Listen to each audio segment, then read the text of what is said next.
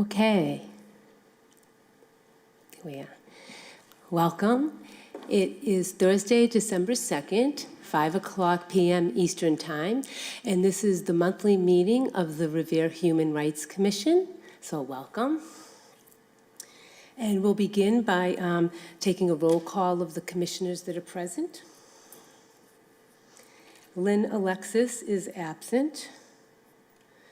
Reverend Timothy Bogertman. Present.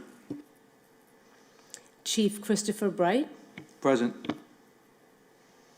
Chief David Callahan is not here at the moment. He's trying to jump on the phone. Okay, thank you. He'll be joining by Zoom. Dr. Lorenzo Garcia. Present. Thank you. Shema Mansour Hosseini is coming late. Rashid Mukabir is absent. Karu Pish. Present. Thank you. Kathy Reinstein is absent. And I am the chair, Janine Grillo-Mara, present. So at this time, we do not have a quorum. However, we will get started the way that we usually do. If you haven't joined us before, we usually get started by arriving and settling so that we can be as fully present as possible in our bodies, hearts, and minds, and connect with each other, the community, and really all beings. So find a comfortable way to sit, or if you'd like, you can stand.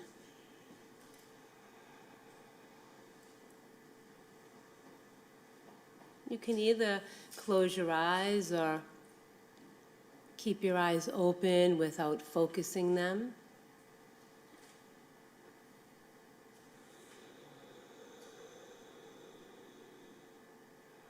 Just feel the simplicity of being in a body. Just the effect of gravity,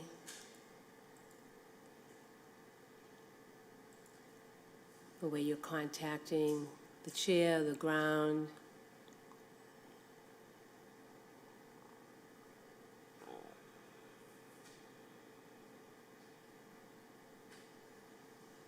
Just sense into so many others in bodies confronted with health or sickness or injury.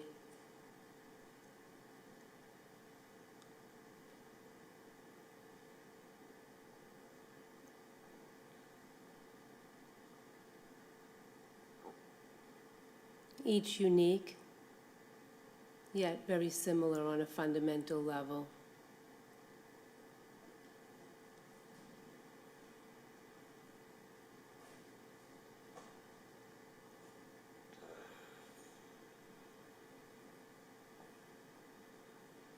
Just feel the breath flow in and the breath flow out. Breathing might be shallow or deep, smooth or jagged.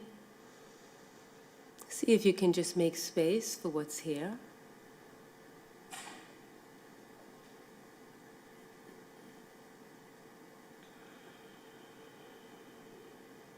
If it feels comfortable, you might take some slower, deeper breaths.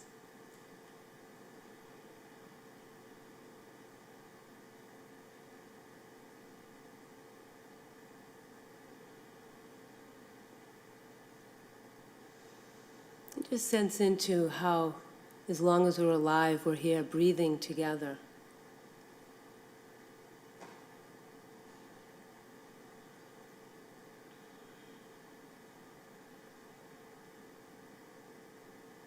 Now just notice your state of being. You might feel agitated or calm, joyful, sorrowful, numb, disconnected. So many states of being may pass through us.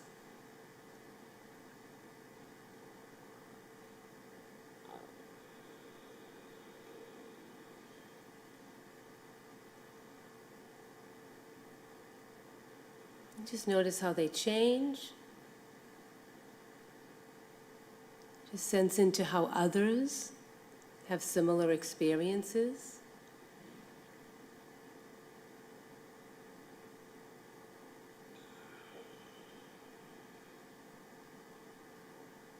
In your own way, connect to each other, to those in the community, those across the country,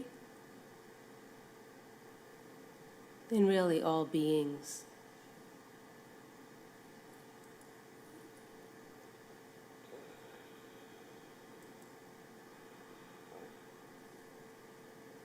And now for those of us that are here in person, if you'll join me as we state our mission statement together as a reminder of our service here. You can unmute yourselves. Okay. The mission of the Revere Human Rights Commission is to promote human and civil rights and empower all people of Revere by ensuring that everyone, especially the most vulnerable and marginalized, have equitable opportunities, equal access, and are treated with dignity, respect, fairness, and justice. Thank you.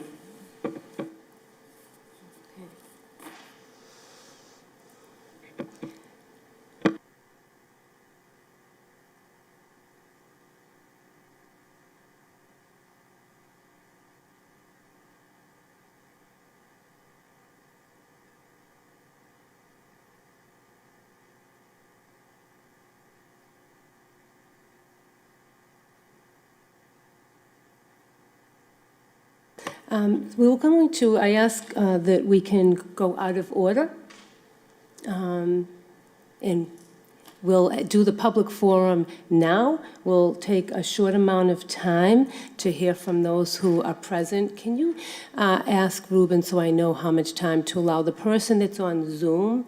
Does that person want to be included in the public forum, or are they just viewing the meeting? I don't have the ability to ask her that, but if she wants to raise her hand that she wants to speak, this would be a good time to do that. Okay, so we have three, and sir, you do not want to speak? No. So we have two people that wish to speak that are present and one in Zoom. We still do have other topics on the agenda, so I'm going to allow each person 3 minutes to speak and then give the commissioners an opportunity to respond. Okay? So who would like to approach the podium first?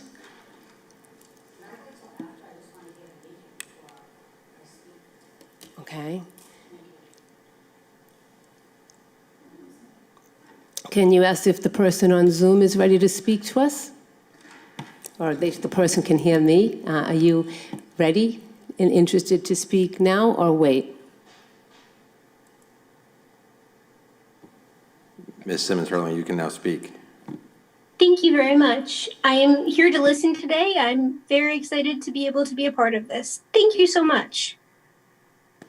Thank you. Okay. So moving forward, and since we're going out of order, I would say that we will go to, of the agenda, topic 5B, because that does not require any voting. That would be more of like a working kind of meeting. I will screen share in a moment. I'll screen share a document. So this document includes some samples that I just sort of pulled from different sources of either group norms or shared intentions, agreements, however you want to call these. And this is really just a starting point for us to talk about, how we would want to include these in our meetings. So I'm going to screen share, and I'll read them. And again, this is just for reference. So under the samples from shared intentions, take space, make space. I put brackets around what is said here stays here because these are public meetings, so that may not be applicable, or we might need to edit that. What is learned here leaves here. Brave space. One mic, one speaker. Offer what you can, ask for what you need.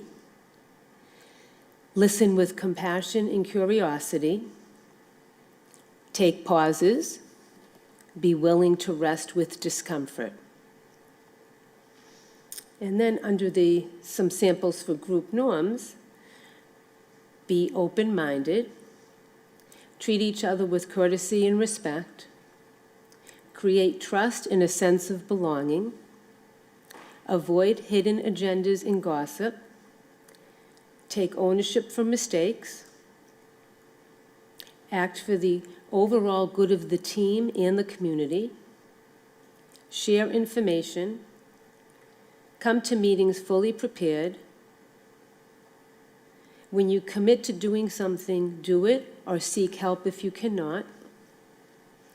Celebrate accomplishments and no technology used during meetings other than what is relevant to the meeting. So before I open it up, I want to share that Kathy Reinstein, who is absent, did pass along some feedback to me about that last point, that we do need to consider that some people need phones because they might be on emergency call or there's a family situation going on. I want to just say this last point does not mean that we're banning technology. So we can elaborate on this however we need to, but I did want to share that Kathy had passed that along so that everyone is aware. So I'll call on you and just let me know if we need to scroll through this again. And feel free to give your input. Remember, if you don't have much to say or anything to say, you can pass. Don't feel forced to speak. We can come back. You might be ready at a later time. And let me just call on Reverend Bogertman.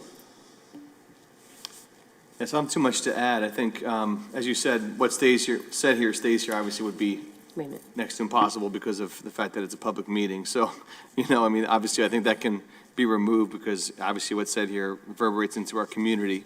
So I think that would probably be taken out. But I understand the intention behind it. We were trying to say being aware of how we hold information. And then, of course, for technology, as you mentioned, yeah, I mean, since we are involved in the commission, but volunteers, we all have jobs and things we're committed to. But I think the idea behind it is just not allowing yourself to be distracted by your phone when you're supposed to be focusing on the meeting to what's happening, or someone's talking, we're listening to what they're saying, not looking at our phones and ignoring what they say. So I think it's a good respect, like when someone's here and they're speaking at the podium, we are focused in on them, or when one of us is sharing, we're listening to each other. But we also realize we might have to because we're all volunteers and we all work other jobs and stuff like that. So, but I love these reminders of how we should respect each other and treat each other, and the way we should be aware of visitors and those in the meeting, and that we care enough to be prepared when we come. So, but that's all I have. Thanks. Thank you. And I think that you mentioned a good point that I forgot to say at the beginning, which is even though we may all be professional and we know enough not to use our phones, probably each of us have been in meetings where sometimes something doesn't relate to us, it doesn't involve us, or we just somehow, look down. I think it's good to have it as a reminder, or even when we have new commissioners joined, it's good to have it, not that we're assuming anyone is being unprofessional. So thank you. And do you want to pass it to someone? Pass it to Karu. Thank you, Reverend. So I think these are good individual and group norms. For the group norms, Janine, I would love to add calling in, not calling out. And it's not okay to shame or blame people. And for the technologies, I also want to share that many of the new generation, they tend to use their technology for any document, like looking at agendas and so on and so forth, so that they don't, like when we go in green, we don't have to use lots of papers, like the different perspective on that. So, and then for me in particular, I work with survivor domestic violence, and I'm always, I'm on the emergency coverage, and my phone have to be on and next to me 24/7. I would love to turn it off sometime. Unfortunately, I can. It's come with my job, so I just want to just put it out there. Thank you. Thank you, And then Carol. I will pick Dr. Garcia. Yeah, these norms are important. This is something that I was looking for a long time. You know, I'm glad that we have it now. Regarding all these points, its bullet points are important because it really allow us to focus on what's most important for the meeting, and it allows also space for a true, you know, expression of yourself, and you know, space of where people speak without any fear or retribution. So this is great. I would like to add something along those lines, like avoid being judgmental. After all, we will have speakers, we will have people from different nationalities, different identities and culture that probably will call and ask questions. They might have an accent, they may have a broken English, and let's face it, we all have bias one way or the other. And on this theme, look at this theme, we have a lot of people here. We have people who from different countries as well. I'm one of them. So, you know, that point, that bullet point is important because it allows one to speak their mind. They will not focus on something that is destructive in nature. Thank you. Thank you, Dr. Garcia. And to your point, I know you've mentioned this early on, and we thought we were going to have a director sooner, and we had put off a lot of our mission statement elaboration, goals, objectives, group norms. But I felt that something like this, we could at least start working on. It doesn't have to do with our ordinance, and if the ordinance gets updated. So I just thought it was something that didn't have to be put off anymore. And I guess that leaves Chief Bright. Thank you, Madam Chair. I concur with my fellow commissioners who spoke before. I think I appreciate the work that was done on this. To Reverend Tim made a good point about the comments. And I think these are great norms for us to follow, and they're perfectly fine. Thank you.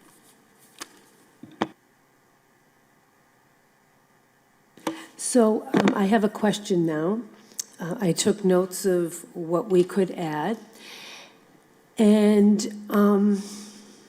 do we want to have these be all under one umbrella and then decide what we want to call that? Agreements, shared intentions, group norms? Do we feel that they need to be, this is how I just pulled them from different sources. They don't have to be two separate sections. So I'd like to just hear briefly if anyone has any thoughts on that. Maybe Chief Bright, you just finished, maybe you could start. I don't have any strong feeling on it. I'll pass. Thank you. Carew? I like agreement.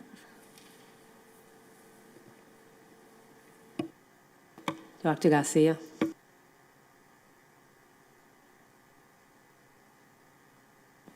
I could go either way with this. One recommendation I would make would be at the beginning of every meeting, if we could rotate, one person would read the norms aloud for everyone to listen. And also, I'm going to make a suggestion. If these norms could be at least read in 3 different languages, not just the norms and the shared intentions, but also even the mission statement. The mission statement, if we could find a way to read it in different languages, at least 3 languages, Arabic, Portuguese, and Spanish. That will bring our meeting a different character in terms of ensuring that everyone is included. And the three languages again were Yeah, at least Spanish? Spanish, Portuguese, and Arabic. So is there anyone on the commission that speaks any of those languages? I do, except Arabic. Probably, Rashid could Okay. do Arabic. So you speak Spanish and Portuguese? Yeah. Okay, helpful, thank you. Anything else? That's it. Reverend Nothing Tim. more to add. Yeah. Just to follow up on what Dr. Garcia said, I appreciate that. I think that's very good to show inclusion. I think the only thing is reading both would be a lot to read before each meeting. So maybe just the mission statement to begin with, but maybe in the future, finding a way to, one norm per meeting to remind ourselves, or a couple, versus doing every language every time. It would just take too long. But I appreciate what you're doing there, which is including the community and many of the different languages we speak in this community for that reason. Yeah, there's not much more to add. I think Karu had said agreements. I think that was a good way of putting it, or group agreements, or group. That's a good way. This is what we're agreeing to. Agreements. Yeah, agreements. So I don't mind that at all. That's all. So I want to make sure I heard you correctly. You agree with having the different languages to have it be more inclusive, yet we need to sort of consider practically how much time we're spending. Yes, and I think if we spend all the time with all those things, it might be a lot. Just my only concern, but I totally understand what Dr. Garcia is saying, and I think we should, at least with the mission statement, do that. I think that's a good start for us. Thank you.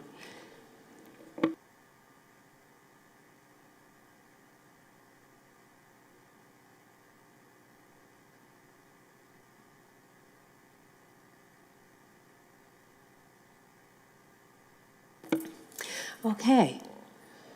So next we'll go to topic 5B, the Martin Luther King Jr. Day. So this holiday is January 17th of 2022.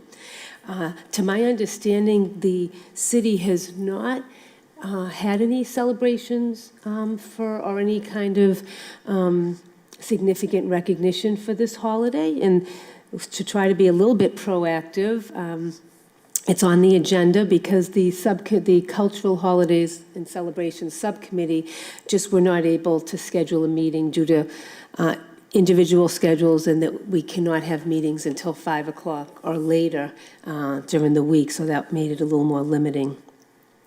One idea that's been presented to me that I wanted to share with the group is to consider having the youth involved, so some of the students who might be interested, and that whether they reenacted one of Martin Luther King Jr.'s speeches, or they came up with, maybe there were other kinds of quotes or excerpts that they wanted to share, and that could be done either possibly here or at some other city building.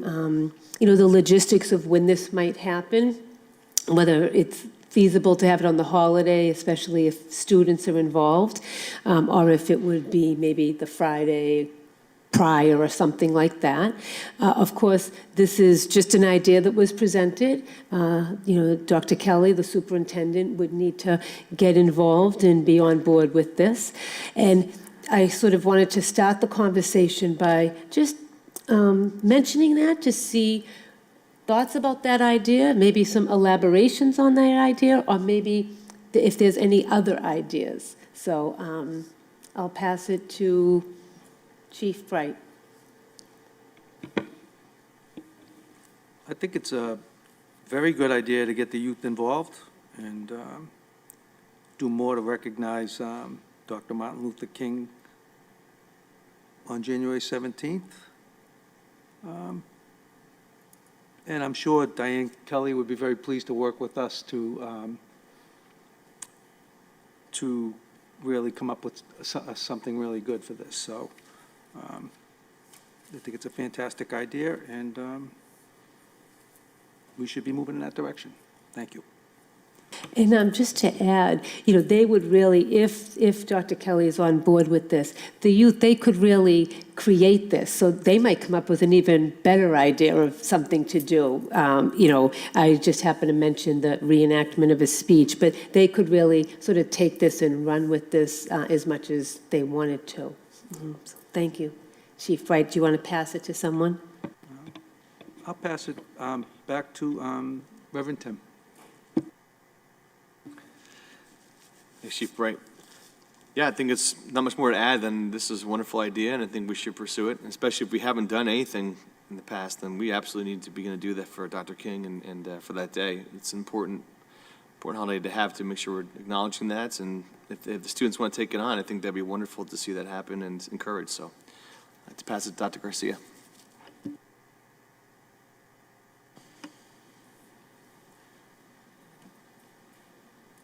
Yeah, I don't know the feasibility of, between now and January 17th, if it's possible to maybe arrange a speaker for that day. The idea of engaging youth, students, it's a great idea. I can see Dr. Kelly passing that to me. So since I'm already here, I know that. So Dr. Kelly and Madam Chair. So I will certainly start looking, into that, and actually I'll bring that idea to her, and we might have teams, students already on the Equity Advisory Board that can do this. I will bring that idea to them. We have some good kids that have, that can take a leadership on this. But the idea of bringing someone to come and talk on that day about, Dr. King would be excellent as well. And Dr. Garcia, do you have a group in mind to reach out to, or is this something that we would maybe like to hear from the students to see if they have some ideas of how to reach out? We can certainly start looking into that. I just don't know if the person would come, those are some of the arrangements we can do behind the scenes. But it's something that I can look into. We all can look into that and coordinate it. So. Thank you. Yeah. Karu? I agree with my fellow commissioners. There's so many things we can do. I think one of which that, because it hasn't been done before, have the city do an acknowledgement of Dr. King's Day. And then also, I think, I participate, my organization participate this celebration every year in Chelsea. They're like a group that hosting the event that everybody is involving. They do it at the high school. It's really, really well thought kind of organizing. And I'm also wondering that if we can have like a group of people from the community kind of holding the space and organizing the event annually in collaboration with the schools and other nonprofit organizations and the city, to kind of kick off that event. I know that it's, we are in December, and January is just like coming up soon. So we might not be able to do something big, and at the same time, we can do the acknowledgement. So what I heard is that, you overall agree, and since there hasn't been any previous celebration, the city could issue an acknowledgement. And although we might not have the time to do it this year, we could look at expanding this and involving the community and having it, be even broader. Is that correct? Okay, thank you.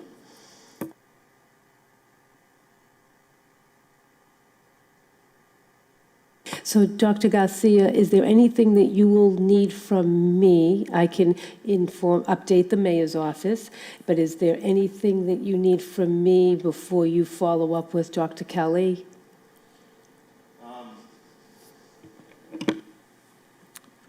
Tomorrow we'll mention that to her. And then certainly I'm sure that you and I and other commissioners, we will talk down the road in terms of, organizing this. Because I'm sure that there are other things that we need to put in place. It's not just having kids come and recite a poem, but make it a little bit, maybe an hour or 2 hour event with some discussion, debate, having kids divided into groups and have a team and ask them to debate, present the ideas. I think it would be awesome to see youth in action that way. So then, at this point, I'll be the sort of liaison with the mayor's office, copying you, and you'll be bringing Dr. Kelly in, and then we'll sort of just see how it unfolds You from can there. email Dr. Kelly on Okay, that. yep. CC me on that, but I'm sure that she and I will talk, and then I'll let her know what we have discussed. Okay, so I will follow up tomorrow or by Monday, and with mayor's office, you and Dr. Kelly, and then we'll sort of take it from there. We'll update the commission as needed, as well as the subcommittee if they're able to meet. Thank you all.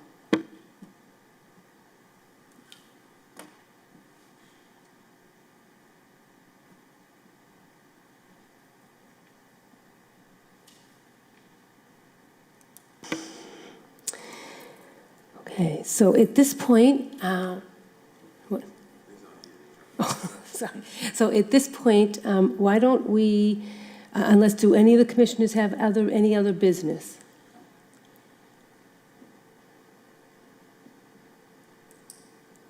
Dr. Garcia? No. Okay, so none noted. Is anyone from the public ready to speak? We can't approve the minutes from our November 4th meeting because we don't have a quorum to vote on that.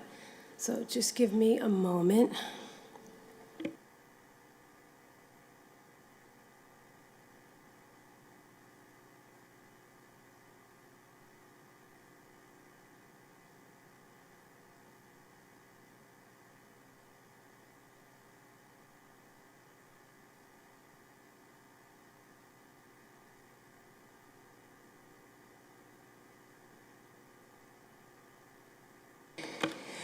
So just so that we can keep track of time and everyone has an opportunity to speak, I'm going to set a little timer just that tells us when you've had a few minutes. But if you could first just state your name and address so that we know do you know how to put the microphone on?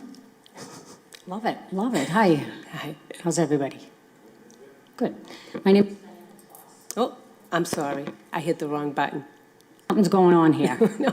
Okay, it's red. My name is Diana Ploss with 2 N's and 2 S's. I live in Massachusetts. I'm actually running for governor. I'm an independent candidate running for governor of Massachusetts. And so the first thing I want to do is I'd like to do the Pledge of Allegiance because it's customary to me when I go to meetings that are run by cities and towns. So I'm hoping people will stand up and say the Pledge of Allegiance.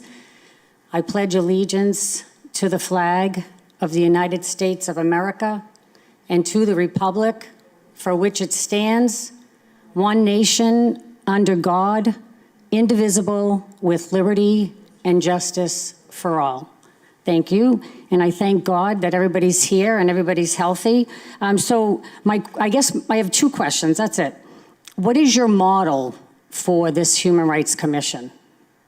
Do you have a model that you're following? Can you state your second question, please? And so You want both questions? Yes. Okay. My second question is, where does the U.S. Constitution come into place? Because my understanding of the U.S. Constitution is that it does protect the civil rights of everybody, regardless of race, color, creed, So why the need for a Human Rights Commission if we already have the United States Constitution? So those are my two questions. Thank you. So, would anyone like to go first? I'll go first.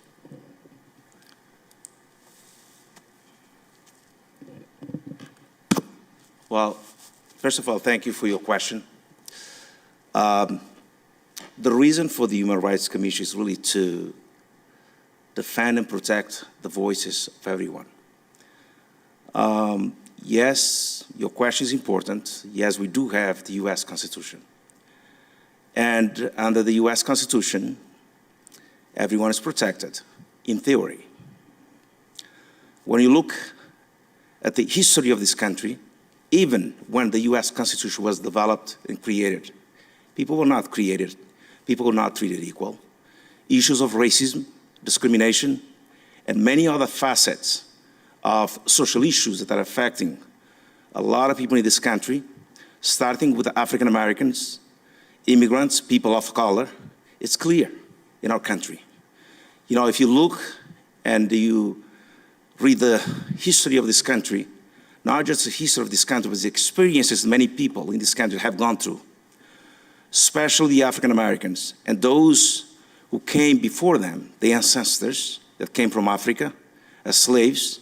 Constitution was created back then, but still the oppression, oppressive practices, inequality in this country is huge. So the fact that we have the U.S. Constitution, yes, is a great document. There's no doubt about it. There's a lot of protections there, a lot of safeguards there. But the fact of the matter that in this country, people, including immigrants, African Americans, and other people of color, continue to be perceived as less capable of others, that's a need. That's the reason why we need a body like this that is here to support and the dignity and support those whose voices have been historically overshadowed. We know that, that's true. I don't have to repeat that. It's clearly stated in the literature, and we know that. I've gone through that as an immigrant in this country. There's a lot of issues here. So the fact that we have a document, that does not mean that issues of discrimination, oppression are not taking place. And that's the reason Revere has become basically a melting pot. If you look everywhere, our population, BIPOC population, is basically close to 50%. So we need a body like this that's very representative, that have people from different facets, different backgrounds, culture, experience, and so on and so forth, to be there to defend those whose voices and access and opportunity have been overshadowed for many years. That's the reason why we need a body like this. If somebody's discriminated against? Excuse me, you've asked your questions. Oh, I can't respond to that? No. Oh. So, but right now, let the commissioners finished. respond. He But finished. He finished. But this isn't a conversation. Each commissioner will have an Yeah, opportunity. My rights are feeling very violated. Does anybody else have a comment? Excuse me, you're not the chair of the meeting. Oh, you said. I'll call on people Okay. to respond to you. Thank you. Okay. I guess I missed. Okay. Would anyone like to go next? I'll go next. Okay. It's a great question. And I also invite you to look at, as a person of color speaking right now, it's important to have a Human Rights Commission. And it's not just for the city of Revere, everywhere. And especially when you look at all the practices within the community, within the city, who sit at the table. We don't have to go far. We're just looking at the city councilor. We can just looking at the school committee. Who's sitting, who's holding power? City councilor, I don't see people of color sitting there. I'm a person of color. And also the school committee and some other practices. So it's important that there's a body. It's in theory that everybody's protected. Black people get killed every day. And my question is, why the Constitution not protecting Black people and BIPOC community? So that's my question to you. As you are running for the Senate seat, for the governor. So that's my question for you. Can I answer that? Go ahead. I grew up in Roxbury. I'm 58 years old. I was around during busing. Black and white people got along fine. They did. So, but the US Constitution is the law of the land. And trying to have another body above that is actually treason. This is treason. It is, it's treason. It is. So do you want to answer my second question? What the model is? Where'd you get your model for this? Go ahead. The model is based on a constructivism approach. If you can go and read it, that's the model, that this body. From where? From where? From the research and the, excuse me? Are you familiar with the constructivism approach? So, okay, then if you are familiar with it, then, or if you want to dig a little bit more into it, it would be a great opportunity for you to learn about it. The Constructives Model is the one that's based on progress. Basically allow people a space to speak, a voice, and freedom really to express. You're telling me about the Constitution. Yes, as a person who's running for a governor, you should have, in my view, a little bit more ideas, a little bit more inclusivity and things like that. When you say that the Constitution protects everyone, and then you turn around and you said, well, there is a court system that judges. That's not, the court system has been in this country for so many years, but still people, if you look at our court system, how many Black people and people of color are in prison? In the US alone, that's a country where you have more incarceration in the world. So go and do your research and read these type of things, because that's the reality that we have in this country. So as a person who's running for the mayor, for the governor, these things should be at forefront of your agenda. It's a progressive agenda they should have. If you get, that's okay. Well, that's okay. So is this based on the United Nations? That's all I want to know. It is based on the United Nations, absolutely. Yeah. Excuse me, there's other commissioners that would like to speak. Yes, yes. Go ahead, Shay. So let the record show that Vice Chair Shema Hosseini is here, and we also now have a quorum. Hello, my name is Shay. I just came in. I just want to say, just because a system like this is progressive does not mean it's communism. It's two separate things. Sorry, first of all. Second of all, as someone, you mentioned that you came from Roxbury, right? What I'm saying? I know people who live in Roxbury right now. They're students that go to the same college. And you mentioned, like, what kind of communities are you talking about when you're saying that, white people and Black people get along? Because where my friends come from, they complain about them being gentrified as people of color all the time. You know what I'm saying? Roxbury, Dorchester, let's just talk, city, places like that. And to say, when my fellow commission member Crew, when she said, like, Black people are killed all the time, you're like, so are white. But as someone who's running for governor, I assume that you would have the knowledge to know the amount of systemic racism that goes on in our country. I'm sorry? You're losing. What, so you don't, so where am I losing? So you're saying that African Americans are not being killed disproportionately than white people? I am looking at the system. It's literally my education. How many African Americans commit violent crimes? Oh, how many white people commit violent crimes? Per population commit violent crimes. All right, how many white people do it against Black people? All right, listen, Miss, I'm sorry. No, listen to me. She's out of order. Excuse me. Excuse me. Excuse me. I'm taught. Okay. I'm taught by. Excuse me. Excuse me. I'm taught by other white professors that tell me they. Okay. Excuse me. Excuse me, fact- if you want to stay in the meeting, you can't just be yelling out. The fact that you're denying, the fact, you're cowards. If you think, listen, Excuse, that sucks. You're mad. You're mad. You're mad. excuse me. Yeah, notice how all of them are white. No one asked for them to be on there. No, the people who are We'll voted in. suspend the meeting I'll right suspend this now. meeting. The meeting is being suspended right now. The fact Okay.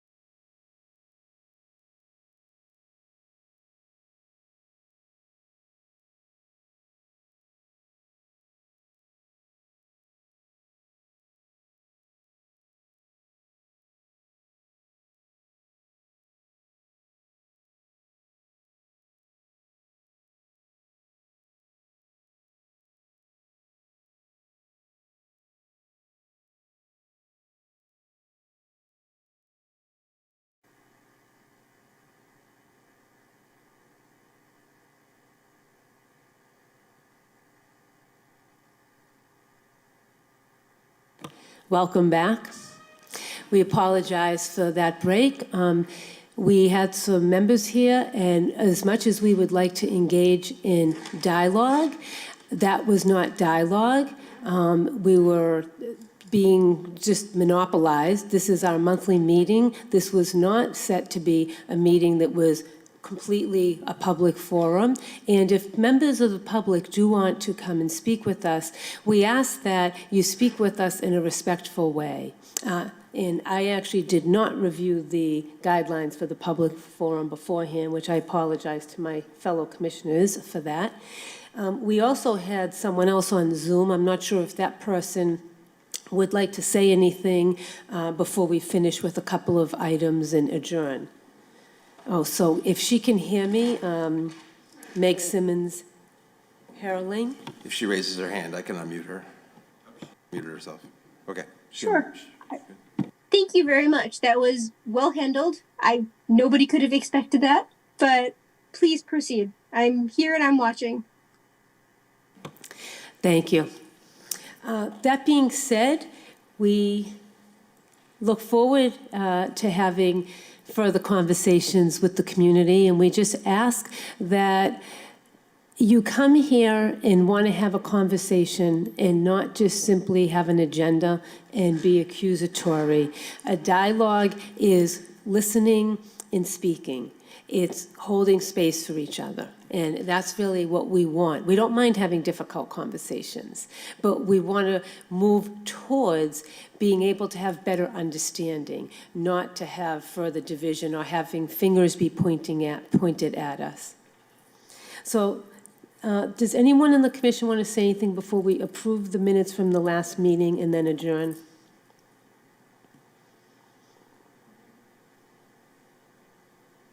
Okay. I don't see anything. So we'll go back. We've been out of order for the agenda. And we will go back to now item number 4 on the agenda, approval of the minutes from the November 4th monthly meeting. Those were distributed beforehand, and they were also on our HRC webpage.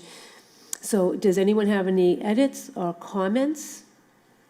And if not, someone could offer a motion to approve. Motion to accept the minutes from the November meeting. Second. All in favor? Aye. All in favor. Any other business? None noted. Motion to adjourn? I'll entertain that. Motion to adjourn? I second. All in favor? Aye. Aye. Aye. Thank you all. This meeting is adjourned, and we will reconvene on January 6th. Thank you. Happy holidays, everyone. Thank you, everyone.